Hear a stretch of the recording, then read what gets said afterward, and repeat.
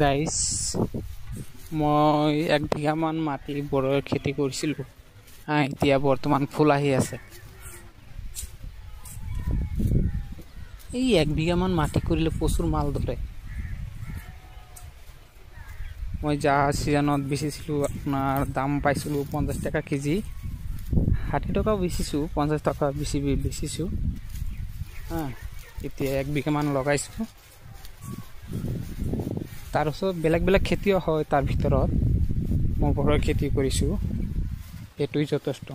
1 বিঘা মান লগাইছো বহুত চালান যায়